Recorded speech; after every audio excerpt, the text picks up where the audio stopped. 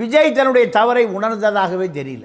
ராகுல் காந்தி முதலமைச்சரை தொடர்பு கொண்டு விஜய் விஷயத்தில் கொஞ்சம் அடக்கி வாசியுங்கள், இது சொன்ன பிறகுதான் திமுக அப்படியே புஷ்ஷுன்னு போயிடுச்சு.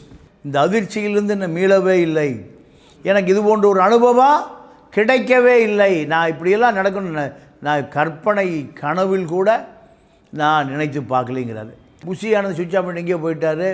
ஆதவரிச்சனா புரட்சி நடக்கணும், திமுகவை அப்புறப்படுத்துங்கள், தெருவுக்கு வாங்க, இதுதான் அவருடைய ட்வீட்டு. இல்லை, விஜய் அதிர்ச்சி கலந்த பயம், மிகப்பெரிய அபாய கட்டத்தில் இருந்து தப்பித்திருக்கிறார் ராகுல் காந்தி மூலம்.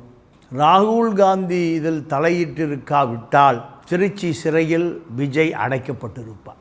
பெலிக்ஸ் ஜெரால்டு மூன்றாம் தர அரசியல்வாதியை போல அந்த கூட்டத்தில் கத்தியால் குத்தப்பட்டது, கடப்பாறையால் இடிக்கப்பட்டது, இப்படி யாரும் பேசுவாங்க? விஜய் கரூர் விஷயத்தில் பல வரலாறுகள் மறைந்து கிடக்கிறது.